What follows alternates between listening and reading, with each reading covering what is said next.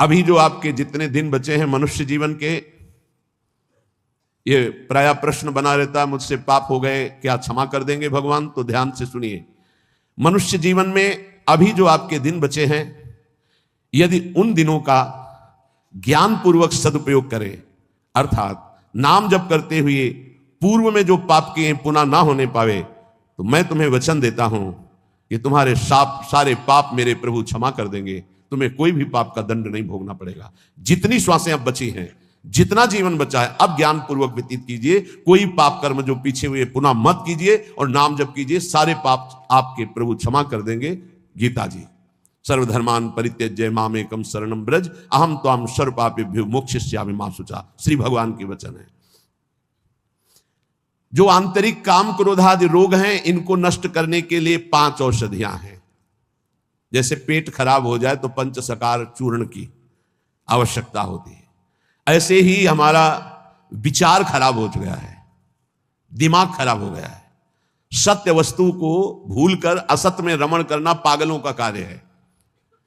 वो सत्य मार्ग के पथिकों को पागल समझते हैं और सत्य मार्ग के पथिक उनको समझ रहे हैं कि इतना कीमती जीवन तुम व्यर्थ में नष्ट कर रहे हो, और वो समझ रहे हैं मानव जीवन को ये कैसे बर्बाद कर रहे हैं, ना कोई भोग भोग रहे हैं, ना कोई धन संचय कर रहे हैं, इनका जीवन ही बर्बाद हो रहा है। वो नहीं समझ पाते। ये 5 हैं जो तुम्हारे आंतरिक भवरोग को नष्ट कर देंगे, पाप जो हो रहा है उस पाप की प्रवृत्ति का नाश कर देंगे। 5, पहला सत्संग। सत्संग, अगर भगवान की कृपा हुई है तभी सत्संग प्राप्त होता है। प्रथम भगति संतन कर संगा, दूसरी रति मम कथा प्रसंगा। सबसे पहली कृपा भगवान की होती है कि सत्संग प्राप्त होता है। अहो भाग्य रोज सत्संग प्राप्त हो, अहो भाग्य। जिस दिन होता कि आज पूज्य श्री मथुरादास जी कथा करने नहीं आएंगे, उनका स्वास्थ्य खराब है, या आज उनकी निर्जला एकादशी है, उस दिन ऐसा लगता है जैसे वज्रपात हो गया हो कि आज महापुरुषों के चरित्र सुनने को नहीं मिलेंगे। जो महापुरुषों से सत्संग प्राप्त, वो फिर और जैसे रबड़ी पाने के बाद गुड़ का सीरा चाटने की इच्छा नहीं होगी। यद्यपि वो भी मीठा होता है, वो भी पवित्र गन्ने के रस से बनता है, पर नहीं, जो रसमलाई पा चुके हैं ना, उनको फिर गुड़ का स्वाद नहीं आएगा। ऐसे ही जो सच्चिदानंद में डूबे हुए महापुरुषों के वचनों को श्रवणेंद्रिय से पान कर लिए ना, फिर वो केवल शाब्दिक प्रवचन में उसका श्रवणेंद्रिय स्वाद नहीं ले पाएगी। उसको चाहिए अनुभवी, क्योंकि उतने गरु वचन सुन लिए तो अब फिर और नहीं। अगर भगवत प्राप्त महापुरुष का सत्संग सुन लिया तो इन कानों की इतनी गरु स्थिति हो जाएगी कि वो हल्का शब्द सुन ही नहीं सकते। वो खुद अपने आप उनको लगने बंद करो यार।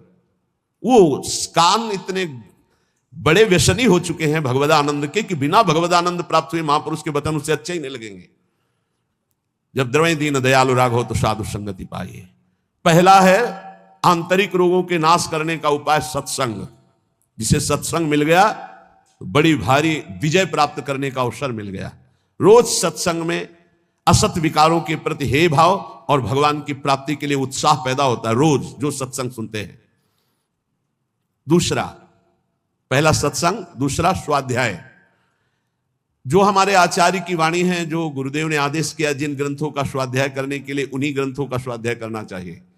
स्वाध्याय का मतलब नहीं कि कुछ भी स्वाध्याय करो, नहीं, गुरुदेव के अनुसार शास्त्र स्वाध्याय करना चाहिए, जो गुरुदेव आदेश कर रहे हैं। जो आचार्य वाणी है, जो हमारी उपासना में हमको पुष्ट कर सकते हैं, वही स्वाध्याय करना चाहिए। तीसरा है आहार, स्वल्पाहार। सत्संग, स्वाध्याय, स्वल्पाहार। आहार का बहुत बड़ा रोल है जीवन के उत्थान में। भगवान शंकराचार्य जी ने भी साधन पंचक लिखा है, उसके एक एक शब्द का आगे श्लोक तो बहुत बड़े।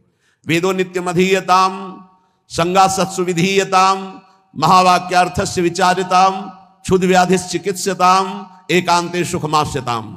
5 बातें, इन्हीं का विस्तार वर्णन किया है। वेदो नित्यम अधीयताम, नित्य शास्त्रों का स्वाध्याय होना चाहिए। संगा सत्सु विधीयताम, भगवत प्राप्त महापुरुषों का संग होना चाहिए। महावाक्यार्थस्य विचारिताम, उनके द्वारा जो बोले गए वचन हैं उनको विचार करके चिंतन के द्वारा अपनी स्थिति बनानी चाहिए। चौथा अपने आप कहा, जो इसमें तीसरे में स्वल्पाहार है, उसमें कहा क्षुध व्याधित चिकित्सताम, क्षुधा रूपी व्याधि की चिकित्सा करे, भिक्षान्नम औषधम। जैसे व्याधि की औषधि के द्वारा, तो क्षुधा रूपी व्याधि की भिक्षान्न के द्वारा विरक्त और धर्म के द्वारा कमाए हुए अन्न से ग्रस्त, वो भी स्वल्पाहारम, भूख से कम।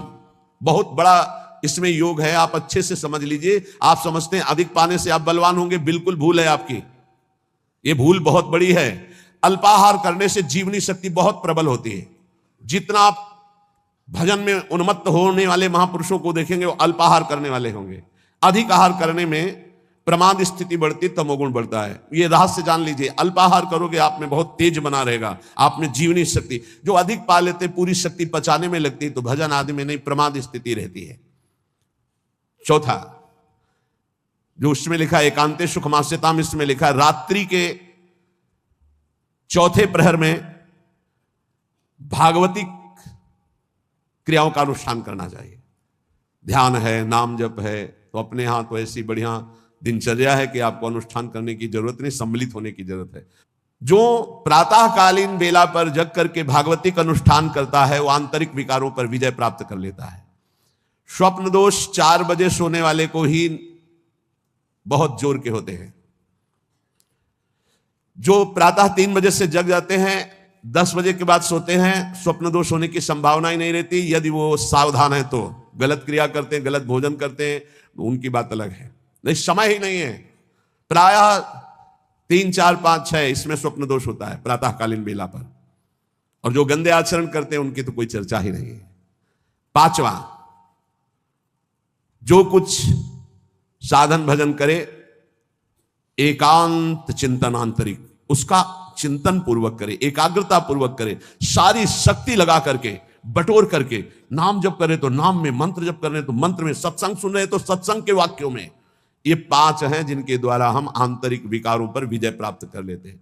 पहला सत्संग, दूसरा स्वाध्याय, तीसरा अल्पाहार, चौथा प्रातःकालीन बेला पर उठकर भागवती का अनुष्ठान, 5वां जो कुछ भी करे एकाग्रता पूर्वक सारी शक्ति लगाकर उसी में। जो अपने ऊपर हर समय ईश्वर की, आराध्य देव की कृपा का अनुभव करता रहता है, ये बहुत बड़ी बात है। हर परिस्थिति में बड़ी कृपा, श्री जी की बड़ी कृपा, श्री जी की बड़ी कृपा। एक हमने संत भगवान को देखा, वो बल्ब ऐसे लगा रहे थे तो चूक हो गई, तो वही किसी कनेक्शन में कहीं छू गए, मारा ऐसा झटका तो सीढ़ी गिरी, सीढ़ी से सीढ़ियों पे आकर के गिरे, उससे नीचे चबूतरे के नीचे आके गिरे, काफी चोट लग गई थी। तो दौड़ करके उनको उठाया तो उनका बड़ी कृपा, निपट गए, बड़ी कृपा, निपटा दिया प्रभु ने, बड़ी बात थोड़ी में निपटा दिया, बड़ी कृपा। और मुस्कुरा रहे थे और कई जगह चोट दिखाई दे रही थी। ये संत हृदय, बड़ी कृपा, निपट गए, बड़े अपराध को छोटे में काट दिया, निपट गए, बड़ी कृपा। जब अपने दास के ऊपर प्रभु कृपा करते हैं तो उसके हृदय में सद्गुणों का खजाना खोल देते हैं, जो हर समय अनुभव करता रहता मेरे ऊपर बड़ी कृपा है। फिर उसको अपने आप में मिलाकर एक कर देते हैं, चाहे भक्ति में हो चाहे ज्ञान में, बचता एक ही है। 2 जब तक बचे तब तक विचार अभी ऊंचाई पर नहीं पहुंचे। ब्रह्म नहीं, माया नहीं, नहीं जीव नहीं काल, अपनी ही सुध ना रही, एक रहे हो नंदलाल। ना काहू सो बोलिबो ना कोई व्यवहार, अपनी कुंवर किशोरी को जियत निहार निहार। एक तो लालजू प्रियाजू एक हैं, इनको दो न देखा जाए। जो हर समय अपने इष्ट की कृपा का अनुभव करता रहता है, तो इष्ट उसके हृदय में गुणों का खजाना खोल देता है और उसको अपने में मिला लेता है, एकता कर लेता है, अर्थात इष्टमय हो जाता है। तस्मित् तज्जने भेदा भावात्। अब उसकी दृष्टि बड़ी महिमामय, गौरवमय हो जाती है, जिधर दृष्टि जाती है उधर परमात्मा तत्व का दर्शन करता है। ऐसी स्थिति सच्चिदानंद रस में भरपूर होती है, ना अहमता होती ना ममता होती है। पर यह होता उन्हीं के ऊपर है। एक होते हैं जो केवल जीव से नाम जप करते हो, जीव से गुणानुवाद करते हैं, अंतःकरण विषय चिंतन करता रहता है। ध्यान देना, बहुत उत्तम बात वर्णन हो रही। पहली बात कही कि जो जीव हर समय उपासक के कृपा का अनुभव करता रहता, बड़ी कृपा, बड़ी कृपा, दुख में भी सुख में बड़ी कृपा, उसके हृदय में गुणों का खजाना खोल देते हैं और उसको एकता में मिला लेते हैं, अपने में मिला लेते हैं भगवान। अब दूसरी बात कह रहे हैं कि उपासक कब एकता को प्राप्त होता है। बोले एक उपासक होता है बहुत ध्यान से अपने को देखना किस डिग्री में हो आप। एक उपासक होता है जो जीव के द्वारा नाम जप करता है, जीव के द्वारा गुणों का गान करता है, पर हृदय में विषय चिंतन होता है। दूसरा उपासक होता है जो जीव के द्वारा नाम जप करता है, गुणानुवाद करता है, अंतःकरण भी उसी में जुड़ा हुआ होता है, ये विशेष कृपा पात्र होता है। और तीसरा उपासक होता है जो जीव से नाम जप करता है, गुणानुवाद करता है, हृदय से जुड़ा रहता है और स्वयं लीला में डूबा रहता है, जो गाया जो चिंतन किया उसी में डूबा है। ये तीसरा, ये सर्वोपरि उपासक है, जो गाया वही चिंतन, जो चिंतन उसी में डूबा। एक गान कर रहा है लेकिन चिंतन विषय का हो रहा है, एक गान भी कर रहा है चिंतन भी कर रहा है, एक गान भी कर रहा है चिंतन भी कर रहा है और डूबा भी उसी में है, सुध ही नहीं। यह है उत्तम अवस्था उपासक की। बहुत जोर की बात है, ऐसा ही होना चाहिए। जो जप कर रहे हैं, जो गान कर रहे हैं, उसी का चिंतन कर रहे हैं, उसी में डूब रहे हैं। पहला जो नाम जप कर रहा है, गुणगान कर रहा है, हृदय से विषय चिंतन कर रहा है, वो उसको इस लोक और परलोक के भोग परास्त कर देते हैं। बहुत सावधान, ऐसा उपासक भ्रष्ट होने में देर नहीं लगेगी। जिसका वाणी से गान हो रहा है और हृदय से भी चिंतन हो रहा है, उसको इस लोक और परलोक के भोग अच्छे नहीं लगते, पर परास्त करने की गुंजाइश है। लेकिन तीसरा जो मनन करके डूबा हुआ है, त्रिभुवन का भोग, सामर्थ्य नहीं कि उसको लुभायमान कर सके, भ्रष्ट कर सके। तीसरी बहुत ऊंची स्थिति है। जो गृहस्थी में रह करके अपने परिवार से हंसता है, बोलता है, व्यवहार करता है, खाता पीता, चलता उठता बैठता है, पर ऐसे जैसे विदेश में आए हुए मेहमान। गृहस्थी में कैसे भगवत प्राप्त? बोले जो अपने परिवार के साथ हंसता है, खाता पीता, बोलता, व्यवहार करता है, बढ़िया, सब वैसे ही, लेकिन वो वैसे जैसे किसी मेहमान के यहां गया हो। उसको पता है रहना नहीं, देश बिराना है, ये भी छूटेंगे, शरीर भी छूटेगा, जाना है, मुझे प्रभु के पास जाना है। क्योंकि वो अपने परम प्रिय सखा प्रभु को हृदय में निरंतर चिंतन करते हुए ऊंची स्थिति को प्राप्त है कि मुझे भगवत प्राप्ति करनी है। ये सब केवल एक व्यवहार मात्र है। वो उस स्थिति में परिवार में रहता हुआ, संसार में रहता हुआ शायद ही कोई समझ पावे कि कितनी ऊंची कोटि का महात्मा है वो। गृहस्थ में रहते हुए, जो अपने परिवार में रहते हुए, प्रेम व्यवहार करते हुए, कमाते खाते हुए, हर समय भगवत स्मरण करते हुए ऐसे रहता है जैसे किसी मेहमान के यहाँ कि मुझे तो जाना है, ना घर मेरा, न मकान मेरा, नई वस्तु मेरी, नाथ सकल संपदा तुम्हारी, मैं सेवक समेत सुतनारी, मुझे तो आप चाहिए। देखो, जब तक तुम संसार की कामनाओं से निवृत्त नहीं होगे तो ये संसार तुम्हें फंसाए रखेगा। तुम्हारा सारा साधन भजन जो परलोक प्रदान करने वाला है, ये संसार नष्ट कर देगा। संसार की कामनाओं की जब तक निवृत्ति नहीं होती तब तक संसार फंसाए रखता है, और ये जितना साधन भजन बनता है सब खा जाता है संसार। तुम कहलाओगे भगत, लेकिन तुच्छ विषयों में अपने भजन को बेचने वाले भगत नहीं कहलाते।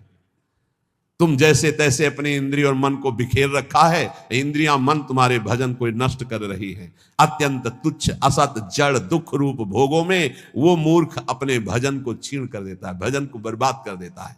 इसलिए इस संसार की लौकिक वस्तुओं को जो तुम्हें प्राप्त है भगवद अर्पित करके प्रसाद रूप भोगो, और निर्मल परमानंद की प्राप्ति के लिए कोई इच्छा मत करो, अपने भजन को बचा के रखो। ये पदार्थ आदि तो भगवान अपने आप तुम्हारी व्यवस्था करेंगे, तुम भजन से भगवान की प्राप्ति की चाह करो।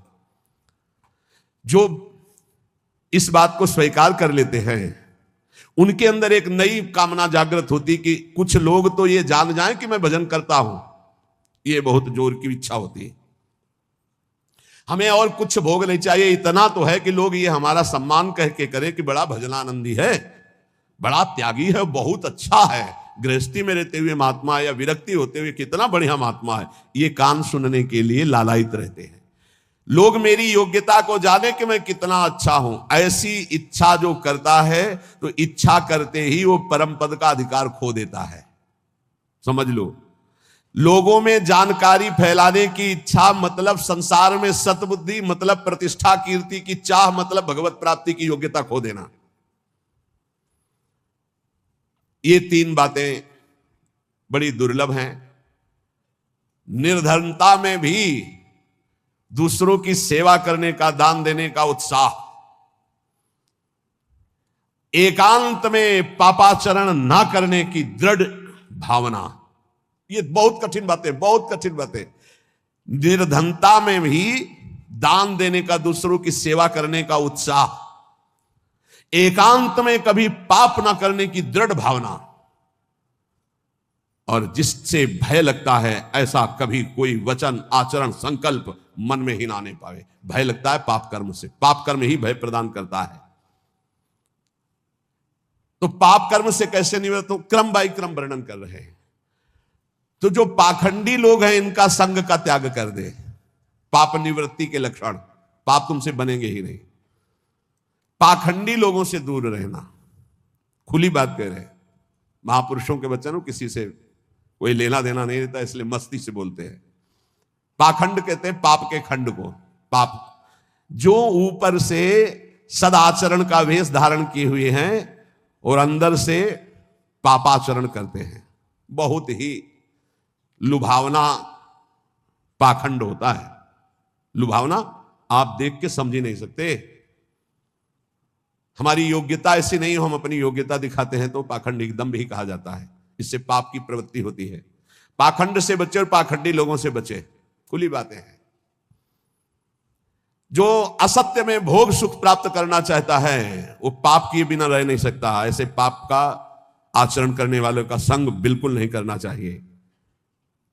अहंकार पापों की रति प्रदान करता है, इसलिए अहंकारी का संग नहीं करना चाहिए, अहंकार का संग नहीं करना चाहिए। पाखंड नहीं धारण करना चाहिए, पाखंडियों का संग नहीं करना चाहिए। असत्य के भोग की लालसा पाप करवाती है और असत्य के भोगों में रत पापियों का संग नहीं करना चाहिए।